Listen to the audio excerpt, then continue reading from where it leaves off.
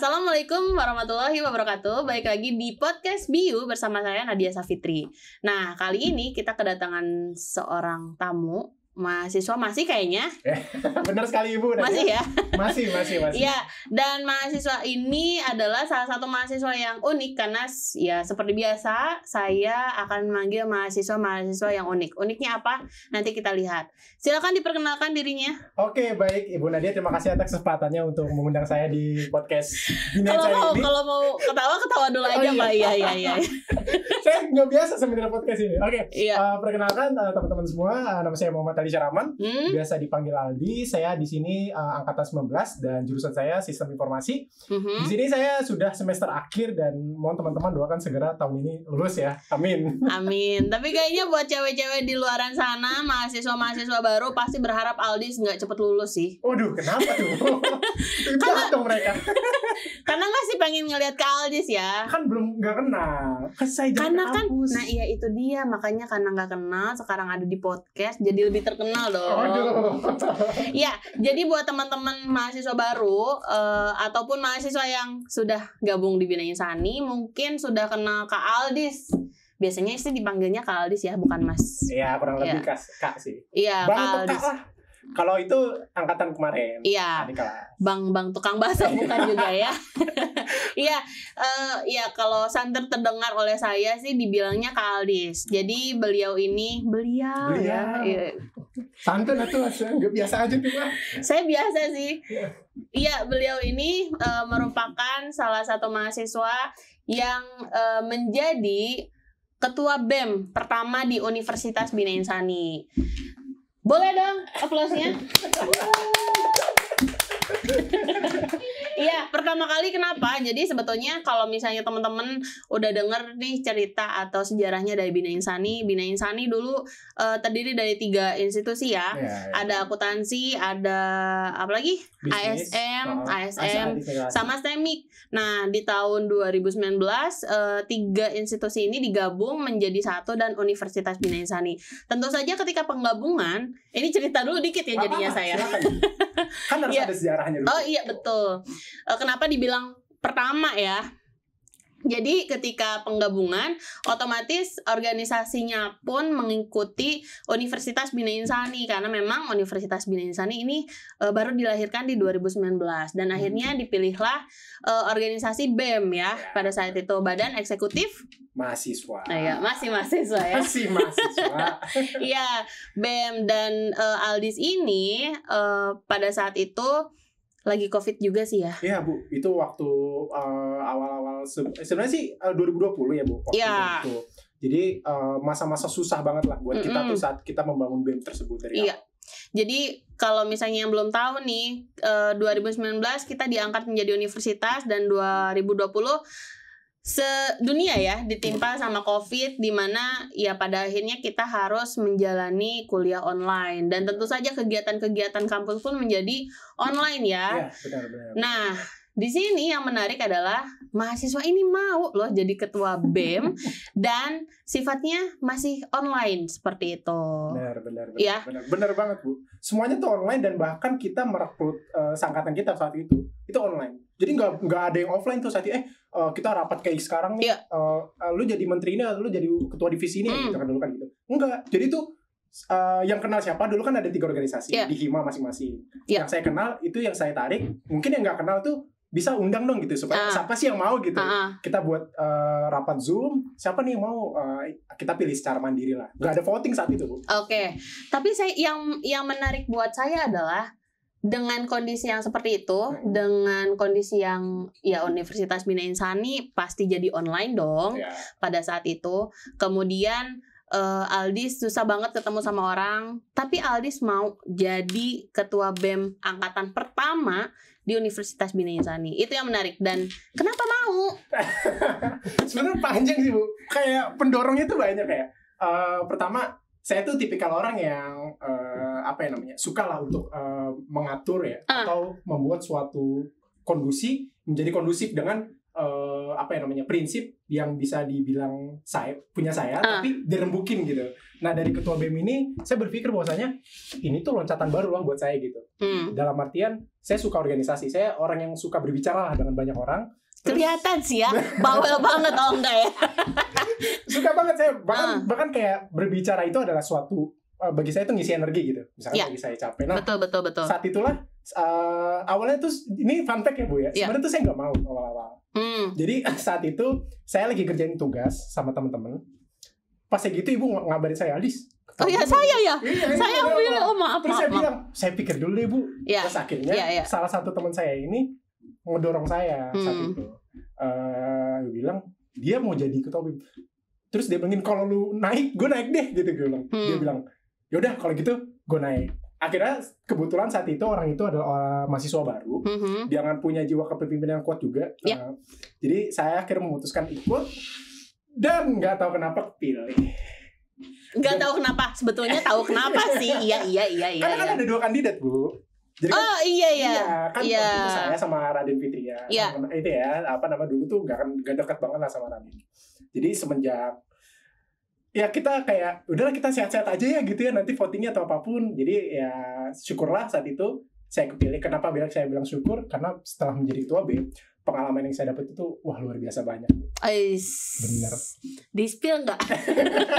Iya, jadi ya saya ingat banget itu memang jujur bagi saya pun pakai apa nih? FYP nggak? Iya, jadi bagi saya pun ketika memang mulai online emang sulit ya. Terus ya ada lagi challenge ngumpulin mahasiswa, terus harus bikin organisasi mahasiswa dengan mahasiswa yang saya nggak kenal banyak gitu ya. Bener. Itu luar biasa sih. Dan syukurlah ada Aldi sama pada saat itu Raden Fitri ya. Jadi karena di universitas ini pada saat itu jadinya ada 2 fakultas informatika sama fakultas bisnis. Jadinya kita mengambil 2 kandidat. Betul? Betul sekali Bu. Dan yang terpilih Aldis. Boleh dong applause. Iya. Terus gimana? Banyak pengalaman tapi saya mau tanya dulu. Oh, boleh. Pusing nggak? Pasti jujur pusing, Bu. Pusing karena ngadepin manusia dengan pola pikir yang berbeda dan kita mau nggak mau harus nyatuin itu demi proker atau visi. Jadi dibilang pusing pasti pusing. Kita punya konflik, kita punya ketidaksamaan konseptual atau pokoknya pemahaman itu beda sendiri. Sering berantem berarti ya? Internal. Baku hantam nggak? Jangan. Oh enggak. Buat teman-teman BEM angkatan pertama boleh loh. Kalau Aldi salah boleh dilempar aja udah. Ya terus. Ya pokoknya susah itu pusing banget. Tapi entah kenapa saya tenang gitu. Pusing tuh apa ya? Dibilang tenang, iya. Dibilang nggak tenang juga iya. Karena satu pusingnya bareng. Itu kita mikirin bahwasannya ini gimana supaya jalan. Anggota bisa kondusif, proker bisa jalan, apapun itu supaya kita bisa satu visi lah. Gimana caranya gitu. Saat itu memang saya menjabat ketua, tapi yang saya pelajari dari segi kepemimpinan adalah salah ketika lu ngemban tugas sendiri gitu. Jadi saya ngebagi tugas masing-masing dan disitulah saya pusing bareng dan ternyata pusing bareng enak juga ya gitu. Buat teman-teman yang mau pusing bareng boleh loh ajak ke Aldis. Dia orangnya mau pusingan bareng. Kalau saya nggak mau ya. Sekarang ya. Kalau saya mah orangnya nggak mau pusingan Pak. Aduh ya Allah iya. Kurang lebih gitu Bu. Pusing pasti. Iya, yang namanya organisasi pasti ada kerja timnya, teamworknya, ya. Dan itu yang ditumbuhkan. Ya. Peran ketua nih, jadi ketua BEM pertama, beban nggak? Beban sih ada Bu pasti. Karena disudutin sama beberapa mahasiswa. Jadi kita ngomongin eksternal ya. Oh iya, nggak apa-apa. Disudutin yang gimana? Itu Anda juga udah disudutin Pak. Oh iya bener. Ini secara harfiah. Oh iya. Nah, enggak langsung itu apa ya bebannya tuh ini kan BEM ini sebenarnya organisasi ditunggu-tunggu oleh universitas gitu. Iya. Apa sih pertama ya udah kayak orok ya. Iya udah kayak orok, dimpokin segala macam. Disitulah mahasiswa menuntut. Jadi kita baru lahir nih, tapi mahasiswa itu kayak kita tuh on demand banget lah. UKM harus jalan nih COVID gini-gini, terus anggaran UKM, terus mahasiswa nih geraknya gimana sih, perwakilannya gimana sih segala macam, kontranya kayak gitu. Jadi itu ngebuat saya tanggung jawab saya itu semakin lebih bahwasanya gimana caranya suara-suara mahasiswa ini dapat teraspirasikan dengan baik. Itu beban sih pasti. Beban hidup Anda ya berat. Itu pasti. Padahal yang berat cuma saya ya. Oh enggak ya, disclaimer banget. Iya ya, saya yang bilang Pak. Oke baik. Tapi itu saya bilang tantangannya sih ya. Tantangan juga termasuk. Iya. Tapi tantangan paling berat nih kalau menurut Aldi sebagai ketua BEM pertama ya teman-teman, itu apa sih? Memutuskan suatu keputusan. Bikin keputusan. Sebenarnya yang berat itu bukan kita ketok palunya, tapi bagaimana cara kita ngebuat keputusan, tapi tanpa adanya melukai perasaan dan juga ketika ada yang nggak sepaham, buat dia sepaham gitu loh. Karena masih banyak mahasiswa atau saat itu ya, saya nggak bilang orangnya, ada yang kontra banget lah dengan saya. Dalam artian dia bilang iya, dalam hatinya enggak gitu kan. Saya maksudnya adalah susahnya tuh dibuat keputusan itu. Ketika ada yang nggak setuju, saya lebih baik ngomong secara langsung dibanding jadi musuh dalam selimut. Maksudnya gitulah gitu. Ini pasti deh para mahasiswa baru atau mahasiswa yang udah gabung nih pada teriak Kak Aldis gitu ya. Ini perlu di-spill nggak? Oh enggak ya. Iya. Jadi ya maksudnya saya juga kebayangnya ya saya ngasih tanggung jawab yang berat, tapi even kamu sudah selesai melalui ini ya jadi sesuatu. Wah parah Bu. Itu sesuatu parah. Sesuatunya apa ya? Parah. Apa ya? Impact-nya adalah lebih dewasa itu pasti. Maksudnya gini, saya nggak bisa bilang saya jadi lebih dewasa daripada kemarin. Ya. Tapi orang-orang terdekat saya itu merasa bahwasanya saya ini kayaknya lebih bisa diandalkan dengan cara pengalaman di Ketua BEM ini. Saya jadi bisa lebih membuat keputusan lebih bijak. Jadi ternyata kepemimpinan itu nggak membuat keputusan secara sepihak loh. Ya. Kepemimpinan itu butuh yang namanya empati loh. Yes. Jadi nggak bisa yang namanya keputusan lu mutlak bagus banget gitu, tapi empati lu kosong di situ. Itu nonsens sih jadinya. Jadinya ada yang kayak tadi, dia bilang iya dalam mulut, tapi dalam hati enggak. Jadi dia yang bilang enggak ini kayak udah awang-awangan kerja poker, pokoknya gitulah. Oke, I see. Tapi ya dampak pribadi mungkin terlihat ya. Ya, dibilang dampak sih dampak pasti. Iya. Maksudnya itu kan dampak positif ya. Walaupun memang agak berat gitu ya buat Aldis pada saat menjalani, tapi ternyata ada sesuatu yang berubah ya. Pasti, itu pasti ada yang berubah dari tahun-tahun sebelumnya. Semenjak saya jadi ketua BEM, apa yang diberatkan ke saya atau apa yang tugas diemban ke saya itu menjadi suatu personal yang berbeda, mulai naik demi naik, bahwasanya ini loh yang gak diperhatikan sama kita menjadi lebih diperhatikan. Kayak gitu. Oke. Tahu macam-macam mahasiswa nggak? Gimana nih? Contohnya nih apa nih? Kupu-kupu? Tahu. Iya nggak? Nah, ngaruh nggak sih kamu memilih jadi ketua BEM? Itu ngaruh nggak sih sama ya kalau saya lihat sih prestasinya Kak Aldis nih ya nggak bagus-bagus banget. Nggak parah-parah banget ya. IPK ya masih 3 di atas kan? Iya, 3,5 di atas kan? Iya, bisa dibilang kayak gitu. Iya, masih termasuk oke lah ya. Ngaruh nggak sih Kak Aldis buat kuliahnya dengan memilih menjadi ketua BEM? Kalau ini pandangan saya ya? Enggak, pandangan, pengalaman dulu. Pengalaman ya, maksudnya kalau pengalaman sih saya bilang ngaruh nggak ngaruh. Ngaruh nggak ngaruh, oke. Kenapa? Karena dari sisi lain tuh manajemen waktu itu kan penting ya, Bu. Yes, tentu saja. Stamina juga harus penting. Walau kita manajemen waktu itu baik, tapi staminanya kurang, itu mungkin bisa ketelantar. Dan alhamdulillah saya diberikan kesehatan dalam artian stamina yang lebih cukup ya sama Allah SWT untuk menjalani tugas-tugas BEM dan juga tugas kuliah.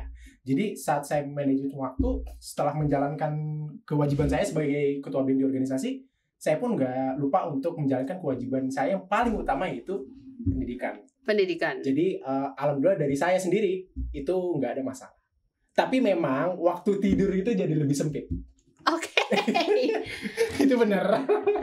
Waktu tidur berkurang, terus olahraga masih dong? Olahraga belum masih. Saat itu workout aja lah di rumah. Iyalah, orang nggak boleh keluar rumah kan? Iya sih benar. Iya, pada saat itu. Masih tutup juga sih. Dan kamu masuk pada saat semester berapa? Masuk apa nih, BEM atau? Enggak, mulai masuk setelah COVID tuh? Kita itu sampai waktu selesai COVID pun udah nggak masuk, karena saat itu kan udah masuk semester 5-6 ya. Iya. Dan ditambah saya semester 6 itu magang. Magang. Kampus Merdeka. Oh iya, Kampus Merdeka ya sponsor banget ya, sponsor banget. Iya. Jadi saat itu saya nggak masuk. Mungkin teman-teman saya nggak ikut Kampus Merdeka itu masuk, mengikut pelajaran. Tapi nggak tahu. Saya saat itu nggak dengar kabar dari teman-teman, offline atau online kurang tahu. Tapi kayaknya lebih online, masih online sih, Bu. Iya, baik. Iya sih, masih online. Dan Aldis ikutan Kampus Merdeka. Jadi setelah lengser ya? Iya, benar. Sebelum lengser ya. Sebelum lengser, Aldis ikutan Kampus Merdeka, yaitu MSIB juga. Gila nggak? Udah BEM, MSIB. Ngaruh nggak? Buat hidup lu sekarang? Baru di situ ngaruh banget. Ngaruhnya tuh dalam artian apa nih? Nilai atau kehidupan atau apa nih? Lebih ke gini, misalnya lu ngambil nih sekarang organisasi. Setelah lu ngambil organisasi, ketika lu mulai magang, apa yang lu dapat di organisasi ini berpengaruh nggak sih ke cara lu bekerja di magang? Ini jujur banget ya? Ya jujur lah. Jujur lah. Dapat banget jawabannya. Dapat banget serius karena ya boleh diceritain. Jadi apa ya, semenjak mengemban jadi ketua BEM itu kan kita sering banget berbicara dengan orang ya. Yes. Nah di dunia kerja itu kita nggak bisa individualis. Mau lu kerjanya developer, mau kerjanya IT security, wah pokoknya kebetulan saya informatika, sistem informasi ya Bu ya. Iya. Fakultas informatika yang dimana orang tuh mikir kayak gue kerja sendiri juga bisa gitu. Ternyata enggak. Di dunia kerja itu vokal itu sangat dibutuhkan loh. Komunikasi itu penting banget loh, kerja tim tuh dibutuhkan. Makanya saat itu di dunia kerja walaupun kalau saya tuh rendah dirinya tuh saya mikir kayak di tempat saya kerja saya nggak bukan apa-apa loh. Tapi ternyata yang bukan apa-apa saya dituntut untuk membuat keputusan juga. Makanya penting banget di situ. Jadi kepemimpinan itu nggak mesti lo jadi ketua suatu organisasi dan dilatih dari organisasi apapun. Di Bina Insani ini kan ada BEM, ada DPM, itu ikut sebagai anggota pun punya jiwa kepemimpinan yang tinggi dan dipakai di dunia kerja. Itu asli, itu berdampak banget 100% kepake. Oke, kalau boleh tahu nih dampak besar apa yang mungkin Aldis rasakan sekarang? Saya lebih bisa percaya diri dan vokal sih untuk menjawab suatu pertanyaan dari atasan. Iya. Jadi ketika kita lagi meet santai atau meet ngebuat suatu project ya. Jadi ketika atasan ini minta suatu pendapat atau pertanyaan, jadi dulu nih saya tipikal orang yang saya tahu nih tapi saya nggak malas jawab gitu. Iya. Jadi nggak mau salah. Banyak mahasiswa yang masih kayak begitu. Maksudnya tuh kayak memilih untuk di zona nyamannya mereka. Mereka tahu tapi ya udahlah. Iya. Nah di situ saya pikir memang nggak ada ruginya juga kalau kita ngomong. Tapi kalau kita telah lebih dalam lagi, ternyata sebenarnya rugi loh. Kalau di dunia kerja itu lebih baik kita berbicara karena insight yang didapat dari atasan itu bukan bermaksud menjilat ya. Kita merasa jadi lebih bisa diandalkan. Dengan pandangan lebih bisa diandalkan tersebut, kita bisa jadi semangat untuk bekerja dan ditambah lebih semangat bekerja, prospek kerja kita dan skill kita pasti motivasinya naik. Iya. Dan kalau udah itu pasti ujung-ujungnya kecuan. Ujung-ujungnya cuan ya guys. Iya. Jadi naik, kita punya kepercayaan sama rekan, minimal rekan dulu deh, bukan atasan. Rekan udah percaya, rekan ngomong sama atasan senior maksudnya. Baru di situ kalau misalkan ada prospek lebih panjang, kayaknya kamu bagus deh gitu-gitu. Ya insya Allah ada rezeki dari Allah gitu. Oh, tabungannya udah tebal nih, bio friend yang cewek-cewek. Ini Abang Aldis nih, Kak Aldis nih udah banyak tabungannya nih ya. Belum. Iya. Nanti saya buka pendaftaran di bawah ini loh teman-teman. Oh enggak ya. Saya bingung sih. Bahaya. Nanti katanya nyampe ke saya. Iya. Udah back to track. Oke, kita back to track. Oke, baik. Nah, berarti kalau yang saya tangkap kuliah penting banget. Nomor 1 malah. Jangan sampai ditinggalin. Kenapa? Organisasi belakangan. Iya. Kenapa pendapatmu? Karena tanpa adanya pendidikan organisasi itu nggak bakal jalan. Oke, baik. Kuliah penting banget berarti ya. Penting banget. Organisasi penting. Bagi saya penting. Cuman itu jangan dijadikan sebagai primer.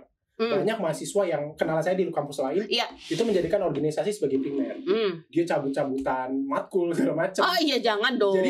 Jadi aktif banget di organisasi. Nah, itu pandangan yang salah. Jadi teman-teman kalau mau lihat dia proaktif organisasi, jangan sampai ditinggali kewajibannya. Oke. Gitu.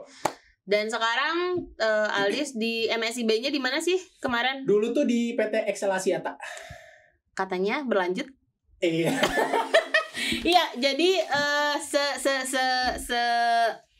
apa ya? Setahu saya, karena saya salah satu yang mengurusi. Iya. Terima kasih Bu Nadia. Di sini waktu MSIB di semester 6 ya. Semester 6 keterima di XL pada saat itu, kemudian berlanjut ya. Jadi setelah selesai MSIB-nya berlanjut kontrak baru. Kemudian sekarang masih berlanjut? Alhamdulillah masih. Sekarang kalau boleh tahu job desk di sana ngapain sih? Kalau sebelum kita ngomongin job desk, mungkin divisi saya dulu ya. Oh iya, boleh. Jadi saya ini alhamdulillah sebagai DevOps Engineer, yang dimana tahun 2019 sampai sekarang itu lagi seksi-seksinya DevOps itu. Seksi ya? Lagi bener seksi ya? Banget. Karena gini, apa ya namanya? Jangan patah semangat untuk teman-teman yang fokus ke developer atau programmer. Walaupun memang kandidat di Indonesia itu banyak. Iya. Terus saya melihat bahwasannya DevOps Engineer ini adalah suatu tempat yang baru buat saya. Saya masuk sini pun saya nggak tahu DevOps saat itu. Ternyata entah kenapa takdir mungkin ya. Saya tuh suka banget. Iya. Saya tuh suka banget di bidang server, komputasi server, ya programming saya suka banget juga. Terus akhirnya di magang itu saya dikasih kepercayaan untuk mengerjakan beberapa tugas yang bersangkutan dengan DevOps Engineer. Kurang lebih gitu. DevOps Engineer ya kurang lebih sih kayak bagaimana seseorang itu bisa menghubungkan antara tim developer dan tim operation untuk mendeploy suatu project atau aplikasi ke server supaya live atau publik dengan cara tanda kutip efisien. Nah, efisiennya ini DevOps itu membuat suatu yang bukan membuat sih dari efisien itu membuat suatu yang namanya automasi. Ya. Otomatis lah bagaimana cara mendeploy aplikasi secara otomatis tanpa campur tangan seorang manusia. Ya. Berarti apa yang kamu pelajari kebetulan saya juga ngajar di sistem informasi ya. Dosen apa ya nih? Dosen ya. Jangan gitu dong. Nah, saya di sini masih terlihat seperti mahasiswa. Oh gitu. Iya. Mahasiswa semester 3 nih. 3 di doktoral. Oh, amin. Ya, jadi saya mengajar di sistem informasi dan apa yang Aldis jelaskan relate dong sama apa yang dipelajari di sistem informasi. Di kampus sama tempat kerja. Yes. Sebenarnya dibilang relate ada, tapi banyak banget di kerjaan saya itu yang kalau dari teknikal itu nggak masuk. Contohnya kayak kalau kita kan dulu belajar C++, terus ya teknikal gitu. Ternyata kalau di tempat kerja saya itu nggak terlalu dipakai. Tapi yang dipakai adalah bagaimana cara berpikir dengan logika. Maksudnya semua orang berpikir dengan logika. Iya. Tapi logika dan algoritma, cara memecah masalah itu penting banget di tempat saya. Jadi kan saya juga belajar tuh sama Bu Rita, sama tentang algoritma logika ya. Di situ pemahaman dari dasar suatu IT itu ternyata penting loh. Tanpa kalian mesti tahu banget expert, kalau logika dan algoritmanya jalan banget, suatu pemrograman apapun itu bisa sih. Yes. Ini sebetulnya saya spoiler lagi nih mata kuliah saya nih ya. Ketahuan dosen banget ya. Iya, jadi sebetulnya yang selalu saya bilang sama mahasiswa-mahasiswa saya, jangan dihafal codingnya. Bener. Jangan dihafal codingnya. Bener. Yang lu harus hafal, yang lu harus pahami adalah bagaimana coding itu berjalan. Ya, bener. Konsepnya seperti apa. Bener. Jadi ketika lu ganti misalnya bahasa dari misalnya C++ atau Java atau PHP, ya lu akan paham karena lu paham konsepnya dan alurnya juga jelas. Yes. Karena kalau misalkan kita ngapalin ya Bu ya satu pemrograman terus kita di masa depan kita nggak akan tahu ya. Yang paling baru tuh apa? Cuman ngapali metode menghafal, itu bahasa kasar tuh kita mampus aja di situ. Iya. Karena kalau kita udah paham nih alur cara membaca codingan, cukup kita baca dokumentasi itu udah jelas. Yes. Benar banget sih kata Bu Nadia di sini. Bu Nadia lagi. Oh iya, apa nih Kak Nadia ya? Kakak dong. Oh Kak Nadia di sini. Iya. Jadi memang yang selalu saya titipin sama mahasiswa tuh, ya jangan terpatok sama satu alat. Ya, karena kalau alat itu ya kita nggak pernah tahu kan ya nanti ke depannya. Dulu tuh nggak ada Java, adanya C++, Pascal. Sekarang tiba-tiba ada Java. Banyak. Terus ada HTML dan lain-lain. Nah, tapi kan secara konsep sama gitu kan. Secara konsep sama. Iya. Benar. Jadi itu yang perlu difahami dan ternyata diimplementasikan sama Kak Aldis ya. Itu benar. Kak Aldis. Ya, oke, baik. Jadi alhamdulillah ya, maksudnya salah satu kalau buat saya sih beruntung gak sih? Apa tuh? Iya, lu kuliah, terus dapat kesempatan jadi ketua BEM, terus dapat kesempatan juga untuk MSIB, dan sekarang insya Allah masih kontrak berapa tahun? Setahun. Insya Allah kalau dikasih kesempatan rezeki sama Allah diperpanjang. Iya. Amin. Masih di XL. Jadi belum lulus, tapi sudah kerja. Ih, boleh dong applause. Luar biasa sekali Kak Aldis. Kita ngobrol panjang kali lebar kali tinggi dan mudah-mudahan berbobot ya. Ya, amin. Ya. Jadi kalau misalnya yang bisa saya tangkap adalah ya kuliah penting banget. Gila. Masa sih lu nggak kuliah ya? Misalnya nggak ada rezeki bisa kuliah di Bina Insani apalagi itu bagus banget. Ya. Dan bagaimana kuliah di Bina Insani? Itu penting, Mbak. Pesan sponsor. Iya. Ya, maksudnya kalau orang-orang lihat tuh kan, ini kuliah hanya sebatas satu gedung gitu. Kita ngelihat bahwasannya visual tuh penting. Betul. Tapi ternyata dalam itu harus yang di cross check loh. Ternyata di suatu kampus itu punya kelebihan dan kekurangannya masing-masing. Yes. Dan menurut saya jujur saya terima kasih banyak ya sama dosen-dosen yang udah saya kenal dan ngajarin saya, teman-teman kuliah saya bisa dikasih kesempatan untuk yang namanya menjadi suatu ketua organisasi. Bahkan MSIB aja kan platformnya itu dari kampus gitu. Apalagi Bina Insani ini jembatan saya untuk bisa bekerja di Excel sampai sekarang. Itu makanya saya bersyukur banget bisa di sini. Tapi balik lagi teman-teman, kalau misalkan kampus kalian tuh maksudnya populer, kampus negeri atau apapun, tapi kalau kalian nggak punya niat apapun, itu sama aja sih. Iya.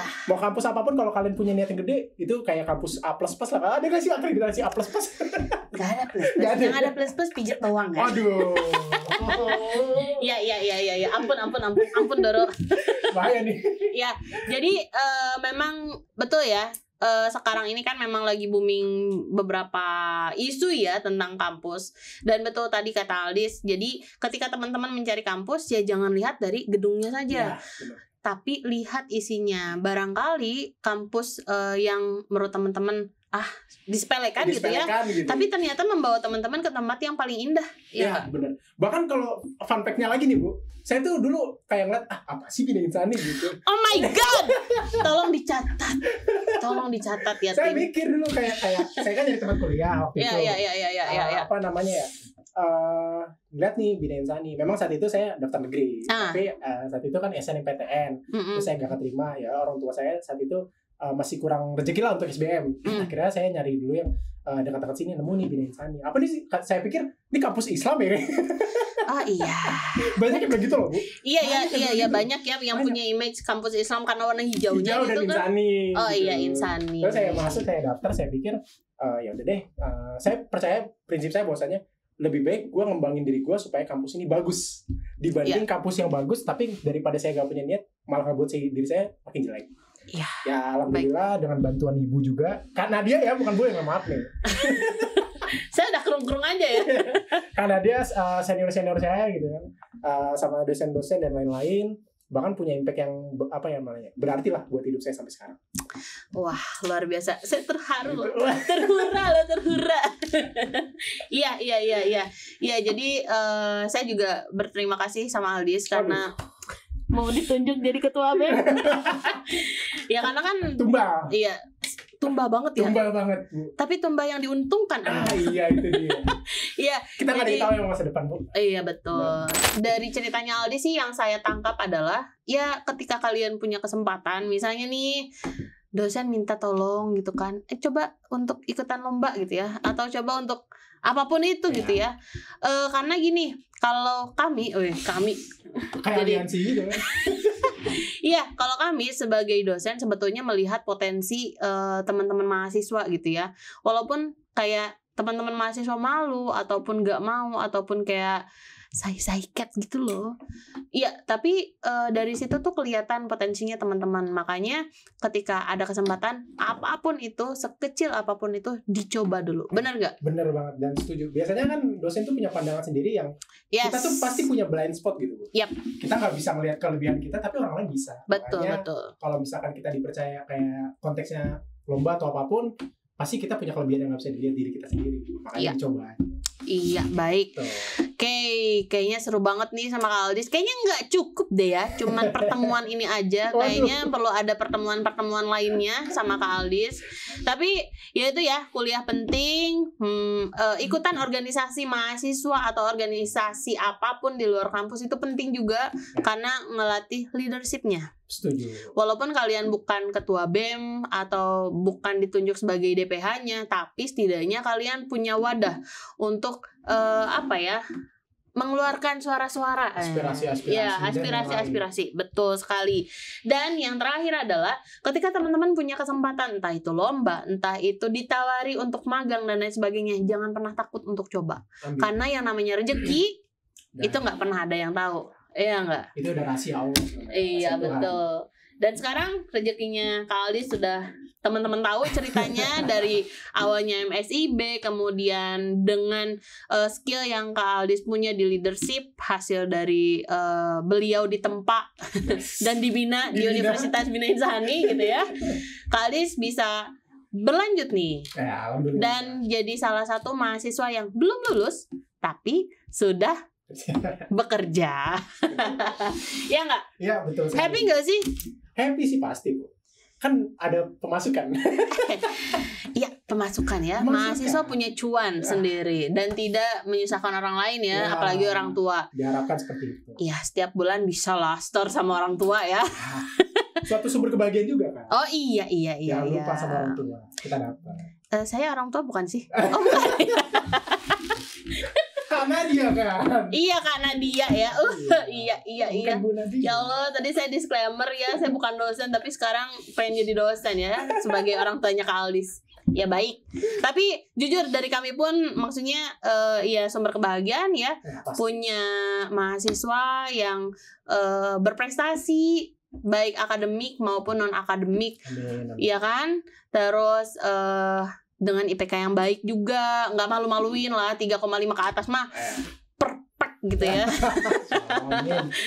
Iya, terus sekarang jadi mahasiswa yang prestasinya luar biasa di luaran sana. Dan mudah-mudahan kita doakan Kak Aldis cepet lulus ya. Jadi Bio Friends yang cewek-cewek ya, mohon maaf kesempatan Anda cuma sampai semester ini. Karena semester depan Kak Aldis sudah lulus tentu saja. Amin Allah. Iya, tapi hati-hati. Di sebelahnya ada. Aduh. Udah Kak Aldis sudah salto ya. Iya, jangan sampai. Baik. Boleh dong terakhir dari Kak Aldis buat Bina Insani. Buat Bina Insani ya. Sebenarnya kalau buat Bina Insani saya nggak bisa ngasih apa-apa sih. Karena lebih banyak ngasihnya ke saya. Tapi mungkin untuk doa aja ke depan untuk Bina Insani, semoga sukses. Visinya tercapai di tahun 2040 yang jadi mahasiswa universitas terbaik. Ya Allah, visinya dia lupa saudara. Tahunnya Bu. Dan mahasiswa-mahasiswanya selain lebih banyak juga lebih banyak yang berkualitas. Dalam artian bukan berarti datangnya harus pintar dulu, tapi mau untuk belajar. Dan Bina Insani menjadi wadah mahasiswa-mahasiswa yang berprestasi juga. Amin. Kalau saya bilang sih kemarin kendaraan yang tepat. Apa tuh? Iya, jadi Aldis ini sudah di kendaraan yang tepat. Aldisnya mau untuk maju dan Aldis memilih salah satu universitas yaitu Bina Insani, dan itu merupakan kendaraan yang tepat buat Aldis untuk sampai ke puncak. Bener. See you on the top ya. See you on the top, bahasanya begitu. Iya, bahasanya begitu. Kita kan gaul. Iya. Baik, terima kasih buat Aldis. Masih ingat kan slogan kita? Masih Bu. Masih. Baik. Saya tutup dulu nih. Nanti terakhir kita ucapkan slogan-slogan Bina Insani. Baik, Bio Friends. Jadi itu ceritanya Kak Aldis, di mana Kak Aldis ini merupakan salah satu yang menurut saya bintang ya. Pernah jadi bintang. Kan udah ketua BEM, iya enggak? Aduh. Terus sekarang udah mau lulus, udah kerja juga. Ya, mudah-mudahan teman-teman Bio Friends itu punya nasib yang sama dengan Kak Aldis. Amin. Atau enggak Bu? Lebih baik. Iya, jauh lebih baik. Tapi mudah-mudahan dari pengalamannya Kak Aldis ini bisa jadi inspirasi buat teman-teman untuk mau kuliah dan mau merubah nasib dan mau untuk berusaha menjadi jauh lebih baik. Sama kayak slogan kita, Bina Insani, bigger, better, higher. Itu saja teman-teman. Terima kasih. Saya tutup. Wassalamualaikum warahmatullahi wabarakatuh. Waalaikumsalam warahmatullahi wabarakatuh.